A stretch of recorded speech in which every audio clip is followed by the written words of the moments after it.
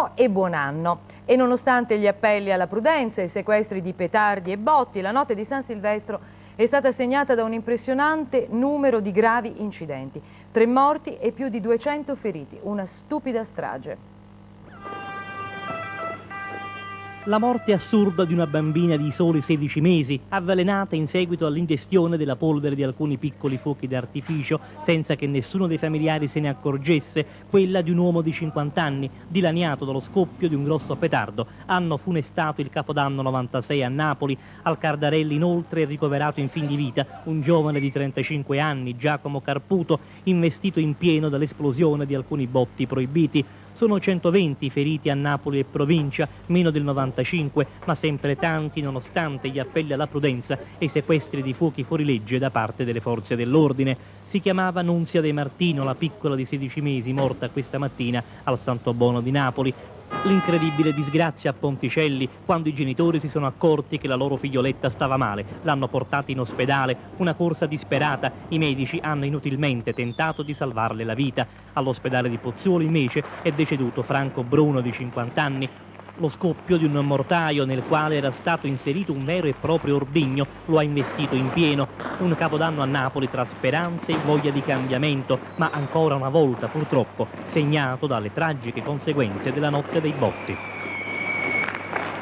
Per la famiglia di Mauro Gianni si è trasformata in tragedia la festa di fine anno. La figlia Anna Rita, di 9 anni, è morta per lo scoppio di un petardo. Le è esploso sulla testa dopo che qualcuno, chissà se un parente o un amico, l'aveva tirato in aria dopo averne acceso la miccia. A salutare l'anno nuovo erano in tanti, più di 30 persone, tutte nel giardino dell'abitazione di Domenico Guerrini, un amico della famiglia Gianni. Un urlo agghiacciante e la piccola con la testa sanguinante è caduta a terra. Un primo ricovero all'ospedale di Amatrice, poi, vista la gravità delle sue condizioni, il trasferimento a Terni. A metà strada, in prossimità di Rieti, la situazione è precipitata. Per cercare di salvarla, un ultimo disperato tentativo all'ospedale di Rieti, ma per Anna Rita non c'era più nulla da fare. Ora i carabinieri stanno interrogando i parenti per cercare di ricostruire le responsabilità della tragedia.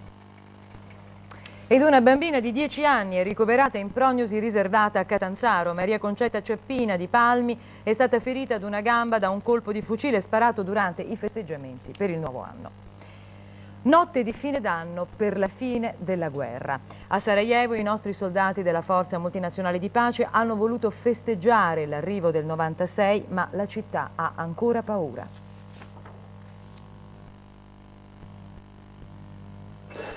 Oggi, stasera, abbiamo cucinato pasta alle acciughe, carne alla pizzaiola e piselli alla francese, con contorno di formaggio, frutta, e poi per festeggiare l'arrivo del nuovo anno una fetta di panettone con dello spumante. È il menù di Capodanno dei soldati italiani di stanza a Vogošća, preparato in tutta fretta sotto la direzione di un militare sardo. In molti però non hanno atteso il tradizionale brindisi di mezzanotte. Stamane all'alba è infatti ripreso il lavoro per la sistemazione dell'hotel Biokovo. Vetri alle finestre, illuminazione, riscaldamento e servizi igienici, le prime emergenze. Momento di grande attenzione nella mensa quando il Presidente della Repubblica Scalfaro, nel messaggio di fine anno, ha rivolto particolare attenzione alla missione dei nostri soldati nella ex Jugoslavia. Per la cena ci si è arrangiati alla meglio in mancanza di bicchieri e posate, e da mezzanotte nel quartiere occupato dai serbi di Vogošća sono risuonate raffiche di mitra e colpi di pistola, un modo per salutare il nuovo anno, anche se per i serbi cade il 13 gennaio, ma essenzialmente un chiaro messaggio per ricordare alle truppe italiane che la strada per la pace, quella vera, è ancora tutta in salita. Nella città di Sarajevo la ricorrenza è stata festeggiata sottotono, colpa della pioggia battente che ha sciolto la neve, ma anche dell'incertezza sul futuro. Qualche festa in discoteca per i più giovani, ricevimenti in casa, nessuno in strada. Ed anche in città tante raffiche di mitra. Una firma sotto il trattato di pace non cancella il dolore e l'odio. Notte di paura ma anche di speranza. A Sarajevo, notte delle speranze in tutto il mondo per cacciare via l'anno vecchio e di vecchi dolori ed aprire la porta in allegria come la tradizione vuole, al meglio alla possibilità di cambiare davvero. Un rito di ottimismo della volontà e del cuore da consumare in compagnia. Forse non sono stati più spettacolari, ma di certo i festeggiamenti più importanti di questo Capodanno si sono svolti a Sarajevo, che ricomincia così a sperare dopo 4 lunghi anni di guerra. La gente ha potuto assaporare di nuovo il gusto strano della festa, anche se tutto è molto diverso da come era prima. L'evento è stato il concerto a teatro che si è svolto con il gemellaggio di Roma e Napoli.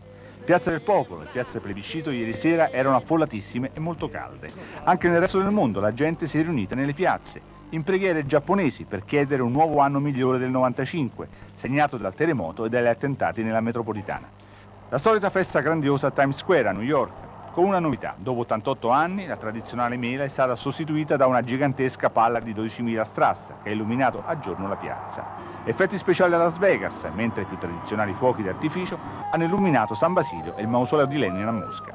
Ben più caldo in Australia, dove la gente ha potuto concludere i festeggiamenti aspettando romanticamente la prima alba del nuovo anno sulla spiaggia. Voltiamo pagina, andiamo avanti. Dopo la pagina attiva del governo Dini devono essere affrontate le riforme costituzionali. Il capo dello Stato ieri ha incoraggiato l'esplorazione di Silvio Berlusconi alla ricerca delle larghe intese.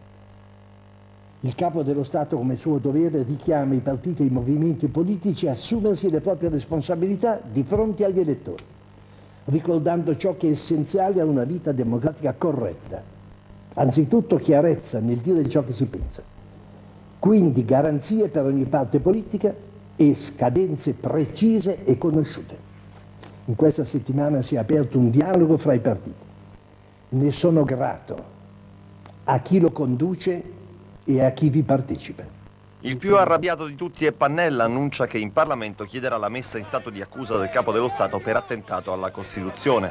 Opinioni costituzionalmente irresponsabili, inesistenti, ha detto Pannella parlando da Radio Radicale, ci sono imposte come verità e regole obbligatorie. L'economista Martino di Forza Italia ha approvato la mossa e la stessa agibilità democratica, a giudizio di Martino, ad essere messa in gioco.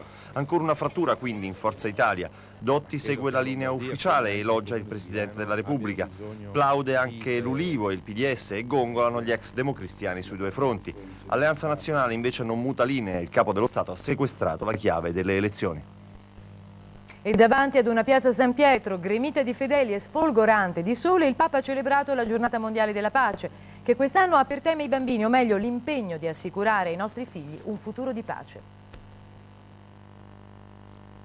La nota espressione di Paolo VI, lo sviluppo è il nuovo nome della pace, potrebbe essere capovolta: la pace è il nuovo nome dello sviluppo e dell'ordine sociale.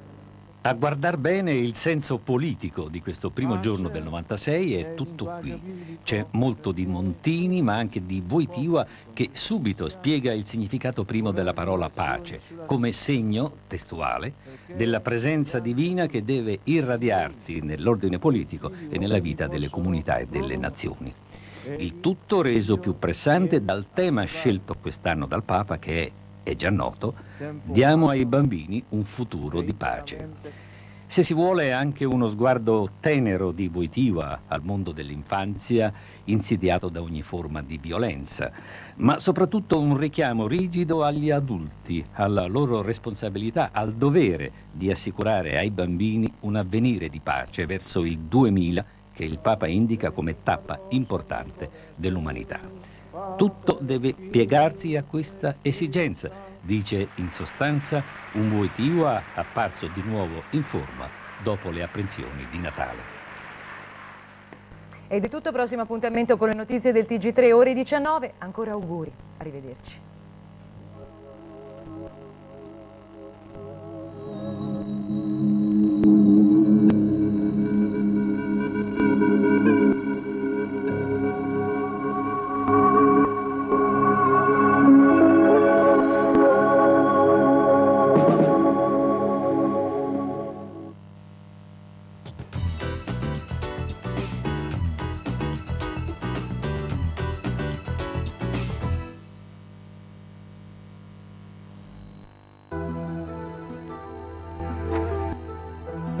Salute a tutti, auguri e benvenuti ai nostri appuntamenti con il Meteo 3. Diamo uno sguardo dall'alto.